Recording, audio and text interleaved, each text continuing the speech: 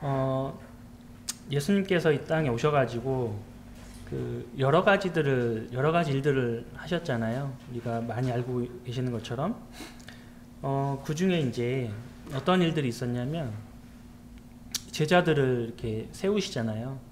그래서 여러 제자들을 이렇게 세우셨는데 오늘은 예수님께서 이 제자들을 세우실 때 처음에 이렇게 부르시잖아요. 부르시는 내용을 한번 살펴보려고 합니다. 그래서 오늘 제목은 나를 따르라 이렇게 정해보았습니다. 나를 따르라. 오늘 본문은 누가복음 5장 1절부터 11절로 정했습니다. 누가복음 5장 1절부터 11절입니다.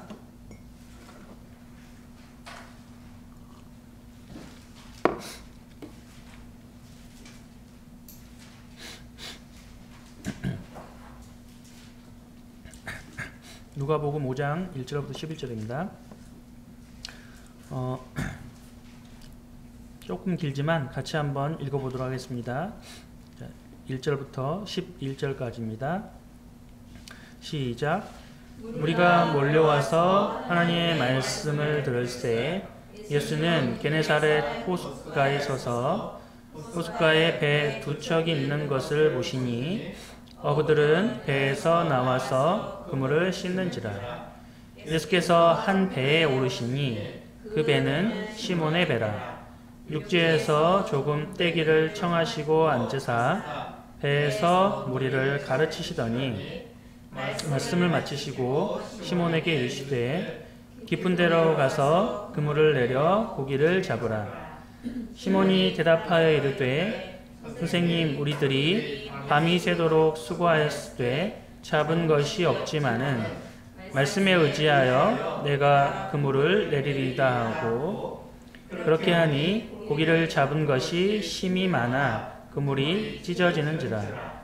이에 다른 배에 있는 동무들에게 손짓하여 와서 도와달라 하니 그들이 와서 두 배에 채우며 잠기게 되었더라.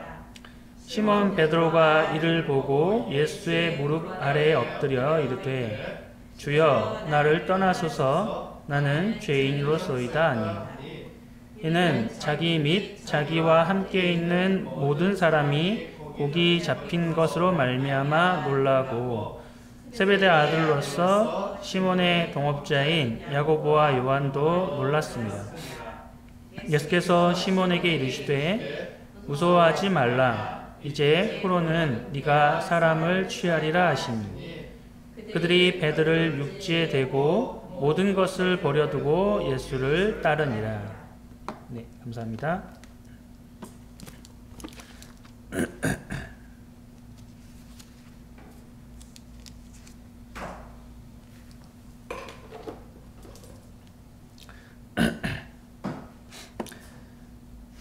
하나님께서는 우리 이제 누가복음 말씀 읽었는데요.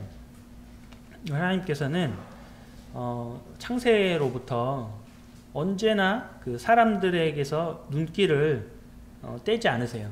멈추지 않으신다는 것이죠. 항상 사람들을 보고 계시는 것이죠. 끊임없이 관심을 보이시고, 근데 이제 그때마다 어떻게 하냐면 사람들은 하나님의 뜻에 따라서 가는 것이 아니라 이 인간의 욕심의 뜻에 따라서, 그러니까 하나님의 뜻과는 전혀 다른 길로 항상 가버렸잖아요. 사람의 생각으로 가버렸거든요. 그럼에도 불구하고 하나님께서는 그것에 대해서 계속해서 지속적으로 용서하시는 그러한 모습도 우리는 성경에서 자주 발견하게 됩니다. 이러한 패턴이 계속해서 반복되고 있잖아요. 구약에서. 그러니까 사람들이 하나님 앞으로 이렇게 나아오기를 원하시고, 또 하나님께서는 그런 사람들과 함께 하기를 원하십니다. 이것을 우리는 하나님께서 하나님께서 사람을 사랑하시는 모습을 이러한 부분을 통해서 우리는 생각할 수 있는 것이죠. 하나님께서 사람을 정말 사랑하시는구나. 역사를 우리가 쭉 놓고 살펴봤을 때 이런 것을 우리는 알 수 있을 것입니다. 오늘 본문을 저희들이 읽어봤는데요. 본문을 보시면은요, 예수님께서 이제 이 30세가 되신 이후에 이제 사역을 본격적으로 시작을 하셨습니다. 그때 이제 사람들이 하나님 말씀 듣기 위해서 많은 사람들이 모였죠. 이 예수님은 하나님의 아들로서 굉장히 그 말씀의 능력이 엄청나게 있었던 것이죠. 그러니까 다른 뭐 레이인들이라든지 또 성경을 많이 알고 있는 이런 사람들이 회당에서 하나님 말씀을 가르쳤을 때와 예수님이 하나님 말씀을 이렇게 가르쳤을 때 그 권위가 너무나 달랐던 것이죠. 그래서 그 말씀을 듣기 위해서 많은 사람들이 모여들었습니다. 그러니까 예수님 옆에는 항상 이렇게 많은 사람들이 주변에 따라다니고 있었죠. 이제 오늘은 이 갈릴리 호수, 지금 이제 게네사렛이라고 되어 있는데요. 이 갈릴리 호수의 이제 게네사렛이라고 하는 이 마을이죠. 그래서 우리가 이스라엘의 이제 갈릴리 호수의 이 북서쪽에 위치한 이런 마을입니다. 그래서 이제 여기 호숫가에서 보니까 이제 예수님은 이렇게 사람들을 항상 이렇게 잘 관찰하시잖아요. 사람들이 무슨 일을 하고 있나 이렇게 관찰을 하시는 것이죠. 그것을 통해서 이제 예수님께서 어떻게 이제 일을 하실 것인지를 파악을 하시는 것이잖아요. 그러니까 아무런 어떤 개연성 없이 그냥 나의 어떤 생각과 나의 뜻으로만 하는 것이 아니라 그 사람의 모든 특징들을 살펴보시는 것이죠. 그래서 이제 여기 보니까는 이 배에서 일을 하고 있는 아마 베드로와 요한과 야고보 배 두 대를 이렇게 보고 계셨거든요.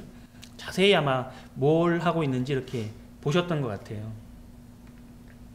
그래서 예수님께서 이렇게 배에서 일하고 있는 베드로와 요한과 야고보를 유심히 이렇게 관찰하고 관심 있게 쳐다보신 것처럼 예수님은 동일하게 우리가 어떻게 생각하기에는 예수님은 나한테 무슨 관심이 있으실까? 뭐 이렇게 생각할 수 있잖아요.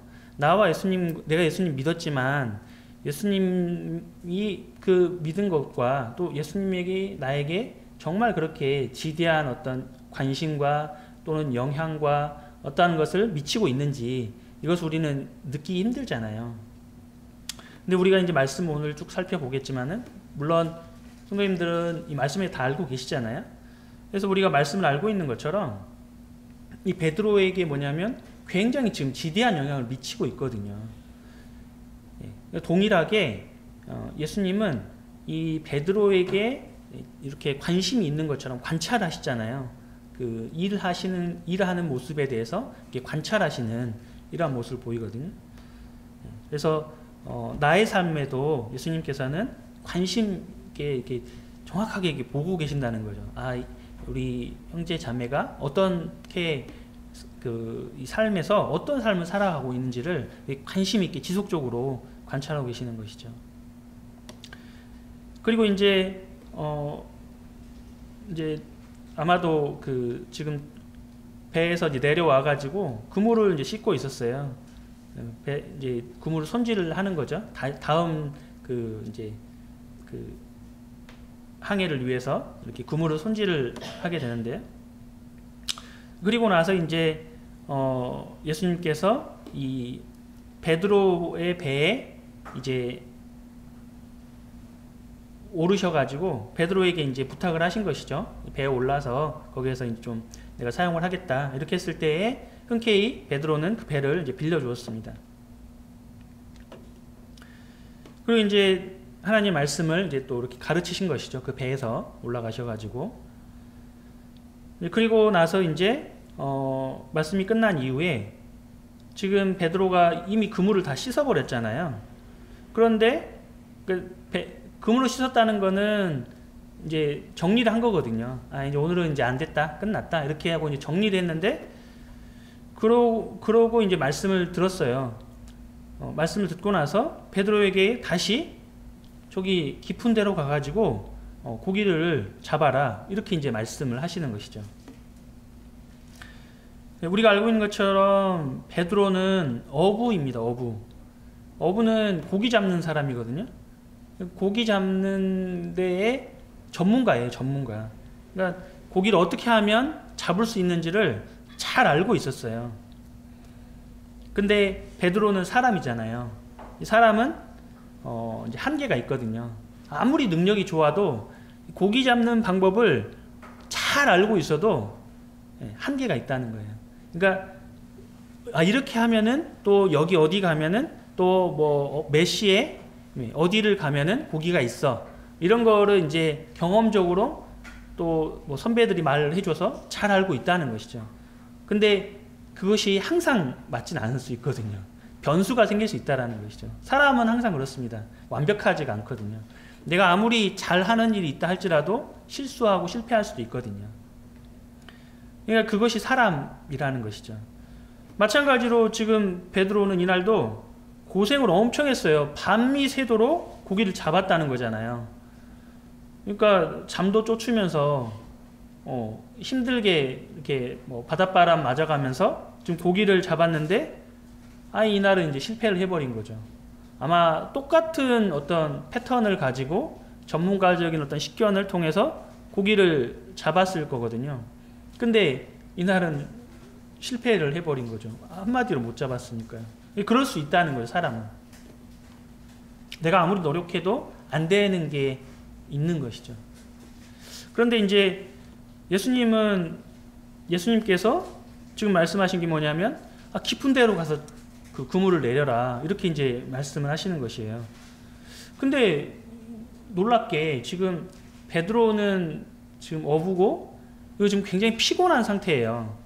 밤이 새도록 지금 물고기를 잡고 왔고 또 더군다나 못 잡았잖아요.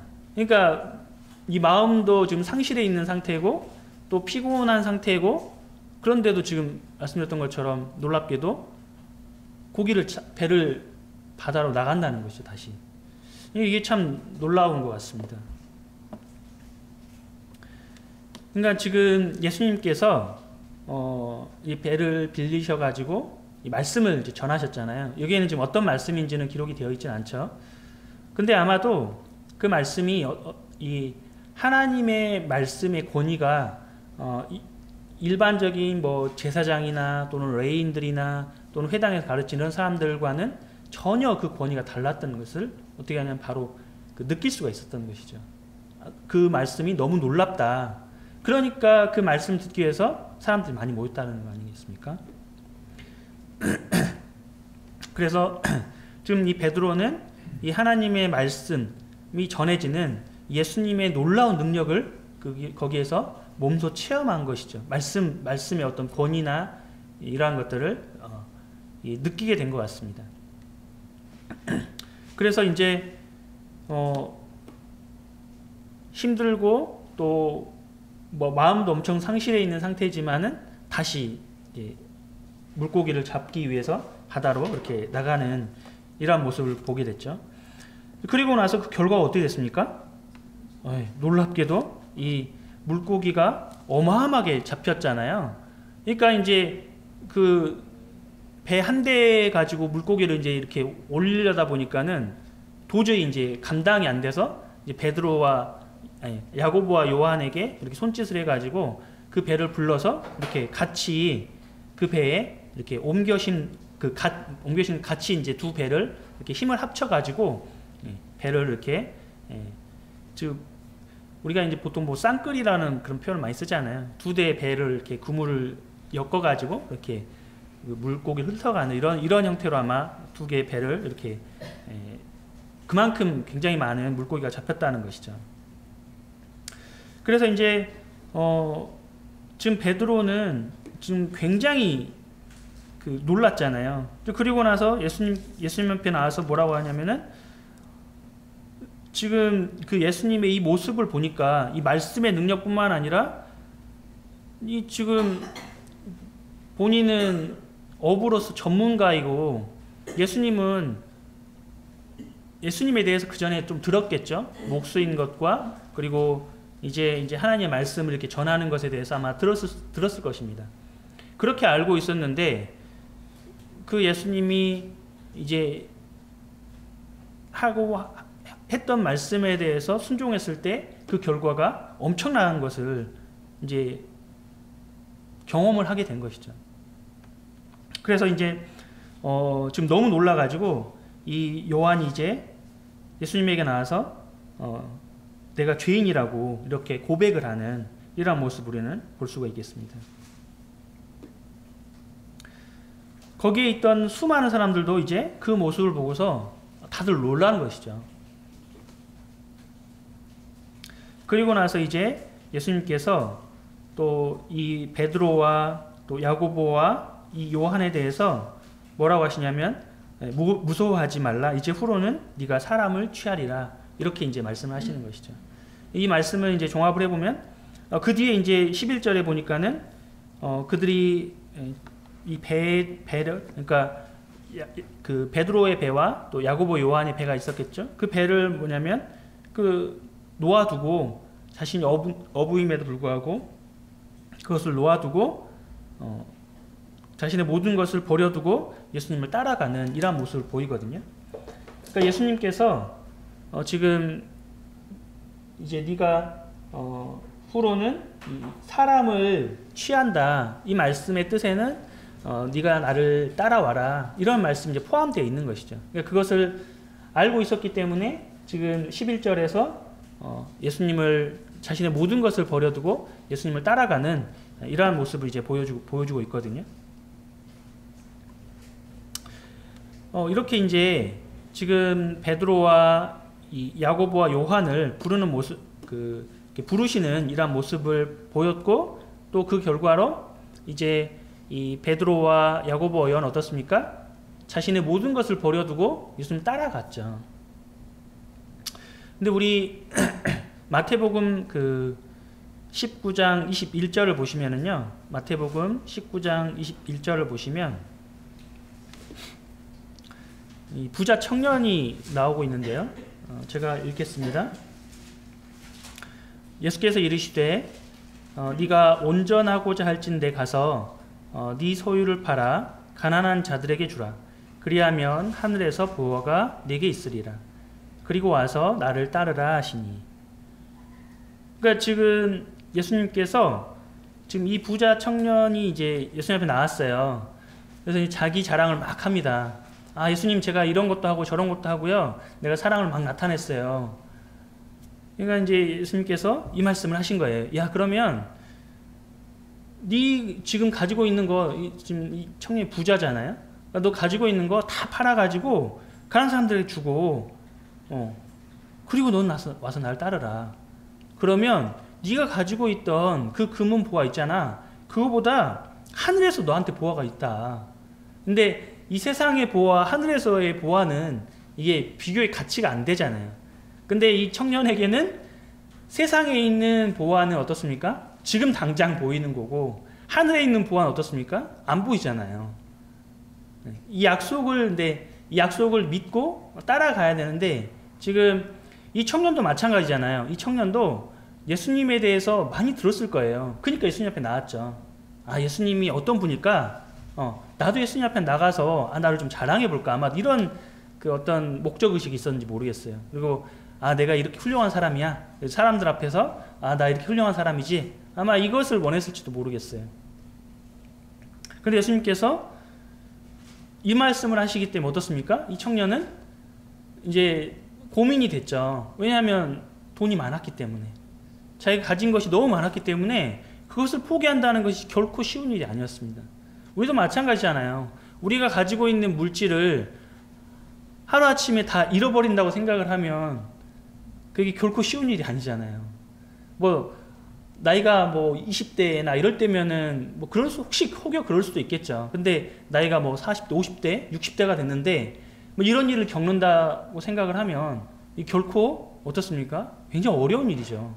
우리 현실적으로 만약에 그런 일이 내게 발생한다 하면 결코 쉬운 일이 아니잖아요. 이 청년도 마찬가지였어요. 이 청년은 가진 게 너무 많았습니다. 그러니까는 고민이 너무 되는 거죠. 그래서 도저히 예수님 따라갈 수가 없었습니다. 동일하죠. 예수님께서 이 베드로와 야고보와 요한을 부르신 것도 똑같거든요. 이 청년에게도 가장 이 청년에게 맞는 방법으로 접근하신 거예요. 그 청년의 마음을 다 아신 것이잖아요. 다 아시고 그 청년에게 가장 합당한 것을 좀 주신 것이 맞거든요. 그리고 그렇게 했을 때에 그것을 버리고 따랐으면, 그러면 동일하게 어떻습니까? 믿음의 사람으로 기록될 수 있는 것이죠. 하지만 이 청년은 그렇게 하지 못했습니다. 그러니까 예수님께서는 어떻습니까? 그 각 사람에게 가장 맞는 방법으로 그 사람, 우리가 구원받는 것도 마찬가지잖아요. 우리는 어떤 말씀으로 구원받을지 아무도 몰라요. 그래서 각자가 구원받은 말씀이 어때요? 다 다르잖아요, 일반적으로. 그래서 그 말씀이 나의 마음속에 울림을 줄 수 있는 것이죠.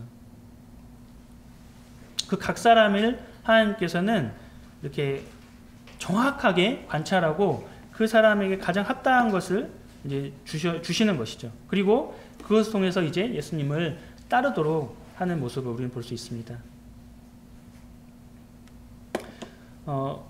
요한복음 12장 26절에는 뭐라고 되어 있냐면요. 요한복음 12장 26절인데요.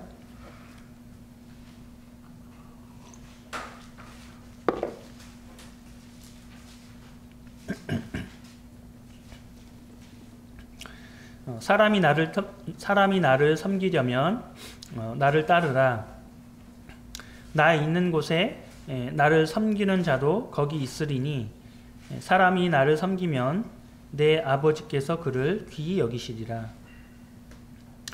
그러니까는 하나님께서는 처음 말씀드렸던 것처럼 사람들에게 이렇게 관심이 있는 것이 항상 사람들을 함께 하기를 원하시는 것이죠.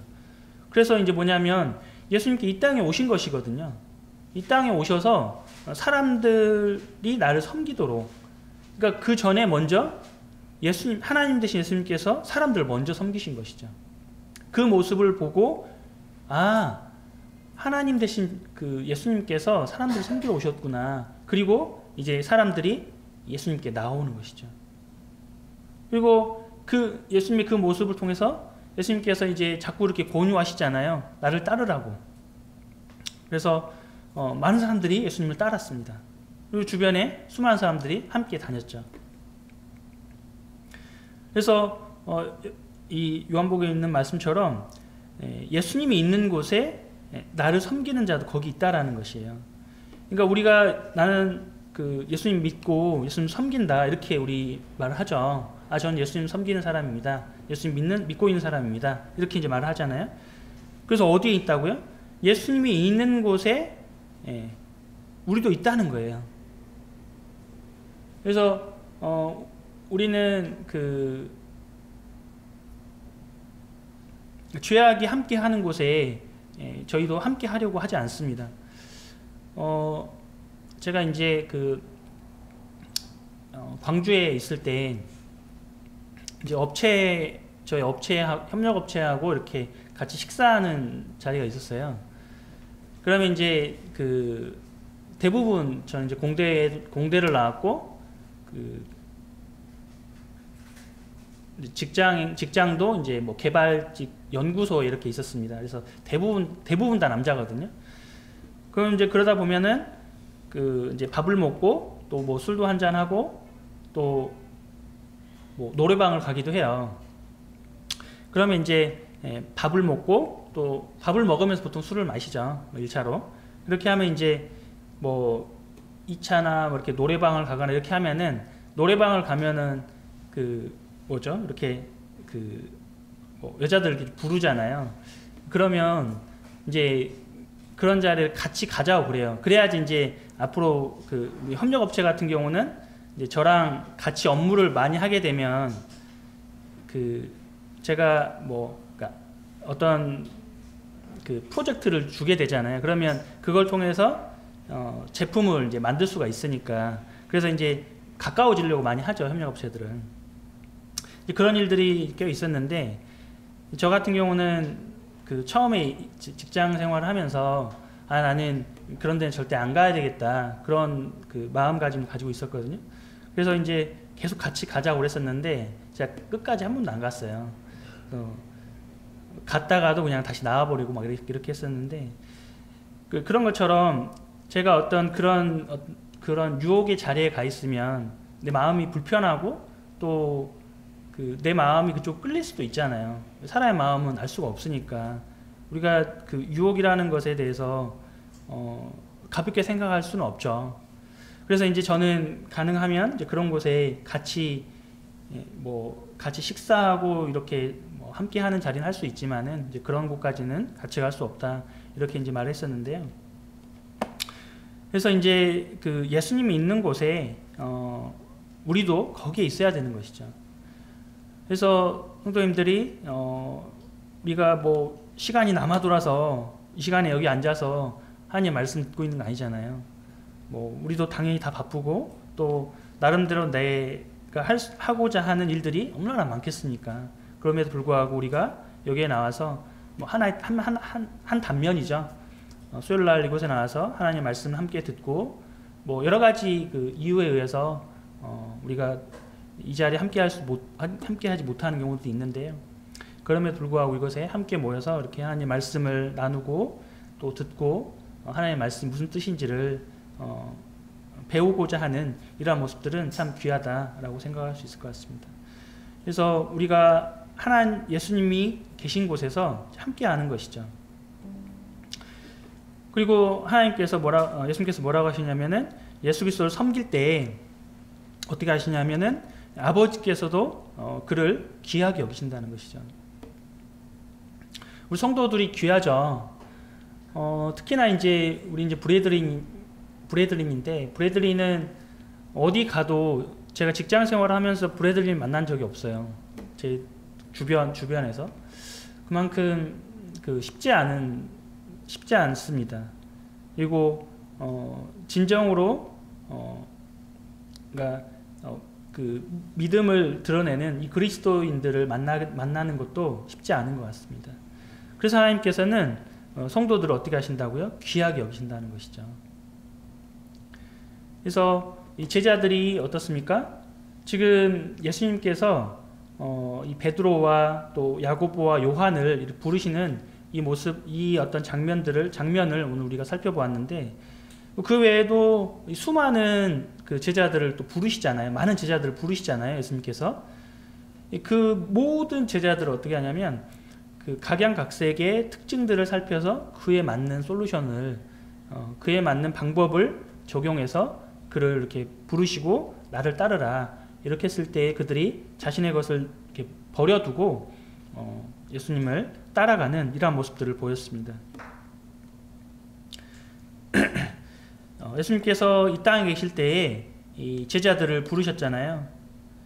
그러니까 사도행전에 보면은 그 예수님이 이제 이렇게 승천하시잖아요. 부활하신 후에 그 구름을 타고 구름 위로 이렇게 승천하시는 이렇게 모습을 보이시는데, 그때 보면은 거기에 모인 사람들 어떻게 된다고요? 대략 120여 명이 있다라는 것이죠. 그리고 마찬가지로 그 부활을 목격한 사람들에 대해서 그 사도 바울이 이제 나중에 그 고린도전서에 이제 그 기록을 해뒀잖아요. 거기에 보면 어떻게 돼 있나요? 부활한 예수 그리스도를 만난 사람이 얼마나 되냐면 약 500여 명의 성도들이 만났다, 이렇게 이제 기록하고 있거든요. 그만큼 예수님을 그러니까 적극적으로 따랐던 사람들인 거죠. 그 사람들은 120여 명 또는 500여 명, 이러한 형제들, 자매들, 이런 분들이 이제 예수님을 적극적으로 따랐던 거예요. 그러니까 이런 사람들을 통해서 어떻게 해야 됩니까? 계속해서 교회는 이어지는 것이죠. 그래서 그 수많은 사람들이 예수님을 따랐고, 그리고 그것이 후손들에게 이어지고, 또 오늘날 우리가 예수님을 따랐던 우리 믿음의 선배들을 통해서 우리도 예수님을 알게 됐잖아요. 그래서 복음을 듣고 예수님 어떤 분이지, 이것을 우리는 알게 된 것이죠. 제자들도 똑같거든요. 예수님에 대해서 그 차이는 예수님의 말씀을 직접 들은 거죠. 그리고 또 직접 예수님을 만지고 본 것이죠.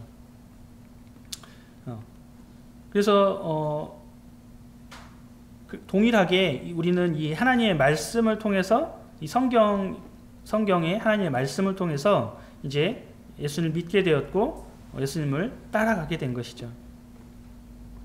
그래서 제자들을 이제 부르셔서 나를 따라라 이렇게 말씀하셨던 것처럼 동일하게 우리에게도 오늘날 우리에게도 나를 따르라 이렇게 이제 말씀하시는 것이죠. 왜냐하면 그것이 진리이기 때문에, 그것이 생명의 길이기 때문에, 영생의 길이기 때문에 나를 따르라고 하신 것이죠.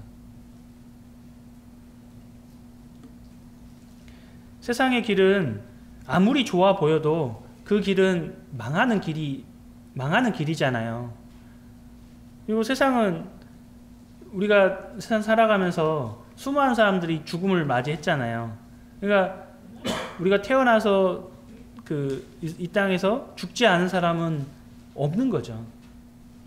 그 길로 가는 거죠. 왜? 사람 죄인이기 때문에. 그렇지만 예수님을 따라가는 것은 어떻습니까? 영생의 길이라는 것이죠. 그래서 그를 귀하게 여기신다라고 말씀하시는 것이죠. 그래서 오늘 우리가 살펴보셨던 이 말씀처럼 베드로가 예수님을 이렇게 경험했잖아요. 또 예수님의 말씀을 직접 들었잖아요. 그리고서 그 예수님의 말씀을 듣고 깊은 곳에 가가지고는 그 고기를 잡았거든요.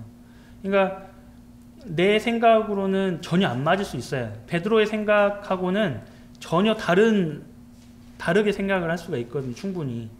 그리고 어찌 보면은 예수님이 전문가가 아니라고 생각할 수도 있고, 아니 나 좀 엄청 피곤하고 힘든데 이제 나 들어가 쉬고 싶은데 가라고 했을 때 다른 마음을 충분히 베드로가 그 마음 가운데 있을 수 있거든요. 그럼에도 불구하고 그것을 순종했다는 것이죠. 그리고 예수님이 나를 따르라고 했을 때에 다른 것을 다 버려두고 예수님을 따랐다는 것이죠. 그래서 오늘 이 제자들에게 주셨던 이 말씀처럼 지금도 이 나를 따르라고 하는 이 말씀은 아직도 유효하거든요. 그래서 우리가 그 말씀에 응답한 거예요. 어떤 형태로든지 우리가 응답하고 복음을 우리 마음 가운데 받아들이고 믿음을 고백한 것이죠. 베드로가 예수님을 따라갔던 것처럼 우리가 예수님 믿고 따르는 것, 이것은 같은 것입니다. 그래서 제자들이 이제 계속해서 이제 배우고 또 예수님을 따라다니면서 여러 가지 경험들을 하게 되잖아요. 우리도 똑같이 믿음 생활하면서 어떻게 합니까? 말씀도 배우고 또 많은 경험들을 하게 되죠. 그런 것을 통해서 뭐냐면 우리 믿음이 성장하고 또 제자들이 주님을 따라갔던 것처럼 우리도 우리의 믿음, 그러니까 우리가 말씀을 듣고 말씀이 말씀의 뜻이 무엇인지를 알 때 그래야지 믿음대로 할 수 있는 것이잖아요. 믿음대로 따라갈 수 있는 것이잖아요.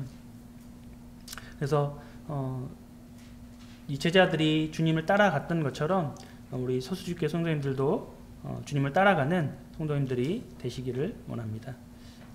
감사합니다. 기도하고 마치도록 하겠습니다.